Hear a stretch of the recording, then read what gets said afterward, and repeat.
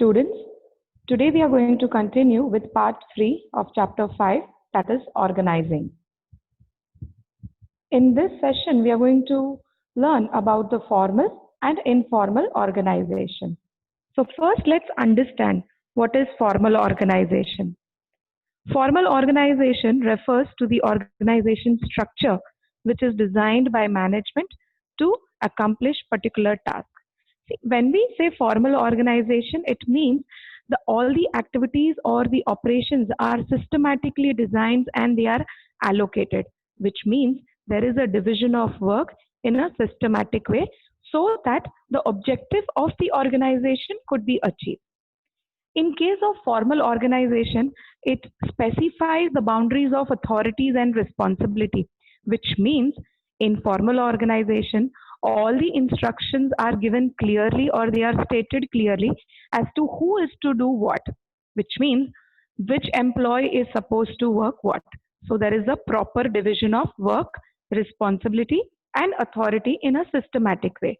Now, of course, in case of formal organization, there would be coordination among the various activities. So the structure in a formal organization can be either functional or divisional, which we have already learned. Now, what are the features of formal organization? As I said, that in case of formal organization, the duties and responsibilities are very clearly stated as to which employee is supposed to do what. So it means to achieve the objective of the company, all the plans are specified and clearly stated. So efforts of all the various departments are coordinated, interlinked, and integrated through formal organization. When we say all the departments are coordinated and interlinked, it means that every organization has various departments like HR, finance, purchase, marketing, production, research and development. Of course, if we want to achieve the objective of the organization, all these departments have to work together so that the objective can be achieved. Now, formal organization structure is designed by the top management so that there is a smooth functioning of organization. And it places more emphasis on the work which is to be performed rather than personal relationship. Now, when we talk about formal organization, as I said, that the main motto is that they have to achieve the objective of the organization, irrespective of the interpersonal relations among the employee. So it is not focusing more on the interpersonal relationship among the employees or within employees. Now, of course, when we have formal organization, it comes with certain advantages because in this case, it is very easy to fix the responsibility. Like let's say, for example, if 10 subordinates are working under me, I am going to specify the job profile for each employee as to who is to do what. So there is no confusion, no ambiguity in the role because every employee is asked to perform particular role or duty. So this would help to avoid duplication of work. And as I said, that because it is a formal organization, there is a unity of command, which means one employee has one boss. So unity of command is maintained through established chain of command, which means proper instructions are given to employee by their superiors. So subordinates have to work accordingly. Now, this would lead to effective accomplishment of goal by providing a proper, or rather we can say that systematic framework of operation to be performed. Because let's say when I say that X person, you are supposed to perform this task. So I have given that responsibility to X person. Obviously, he is accountable to me. He is answerable to me. So this division of work would help subordinate also to properly function his role. Now, this also provides stability in the organization. There are certain disadvantages of formal organization because as we know, that is a systematic and formal way of communication. So all the communication which are taken place, they are formal and sometimes it may lead to delay in work. Like let's say, for example, that if particular organization has a system or a policy, that all the communication has to be done formally, either in black and white or nowadays we are technically advanced. So let's say through email. Now, sometimes some of the urgent work may be delayed if we follow the proper formal communication, which could have been very much easier, or if we want to pass on a message or a very urgent message orally or verbally, then it would make the work faster. But when it comes to formal communication, we have to go through certain procedure which might delay the work. Now, poor organization practices may not provide adequate recognition of creative talent. Like, let's say if the talents which are existing in your company, or rather we can say the human resources, now if they are not properly framed according to 3R, that is right person at the right place at the right time, then their innovative skills or creativity may degrade. So it's very important that it has to be very, employees has to be very creative. But sometimes the formal rules and norms of the organization does not allow the employee to think creatively or innovatively, because they have to abide by the rules and regulations. Now, it is very difficult to understand all human relationship in an enterprise. So as it places more emphasis on the structure and work. Now, what is informal organization? Of course, it is the opposite of formal, but when we say informal organization, it emerges from within the formal organization where people are working with each other, when they interact with each other, when the roles are defined to them. But of course, man cannot live in isolation because humans are social animals. So we do communicate apart from systematic or formal communication. Now, when people have frequent contact, they cannot be forced into rigid formal structure.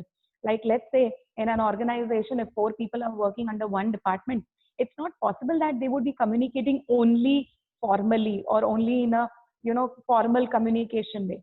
So there might be communication or contacts might increase, that they start having informal relations.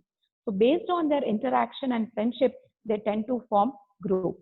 And this way, informal organization takes place. So obviously, informal organization does not have any written rule. So it is fluid in form and scope, does not have fixed line of communication. The communication may flow anyway like grapevine. Now, features of informal organization. An informal organization originates, as I said, from within the formal structure of organization, and it is a result of interaction among the employees within an organization. So the standard of behavior evolved from group norms rather than officially laid down rules. So as I had already stated, that no particular rules or regulations are formed when people communicate with each other in informal way. So there is independent channel of communication. There are no specific direction of flow of information, and it emerges spontaneously, especially when you work in an organization. Let's say, as the same example, if 4 people are working under one department, there might be possible that they may form two groups of two people. So it depends, or the relation takes place spontaneously based on the common features which they share. It could be either the common interest which they share. So it has no definite structure or form like formal organization. Now, talking about the advantages of informal organization, it leads to faster spread of information. Now, see, this could also act as a disadvantage, because in case of informal organization, the spread of information is very fast. That is, we have already studied in communication that how communication may spread through grapevine in case of informal communication. That if X person sends information to Y, Y sends to Z, whatever X had, whatever X gave the information to Y, maybe it's possible that by the time it reaches the end person, the whole information could have changed. So informal organization leads to faster speed of information as well as quick feedback. This is of course an advantage, but if we look from the other point of view, as I said just now, that it may also lead to grapevine, which is a disadvantage sometimes. So another advantage is that it helps to fulfill the social needs of the member. Now, this enhances their job satisfaction. As just stated, that man cannot live in isolation. So we do need social needs. We do need care. We do need social security, and that comes with the peer group, or that comes with the surroundings which we are living in with. Now, when we work, of course, one of the reasons for job satisfaction is your informal communication. So it gives a sense of belongingness among the employees in the organization.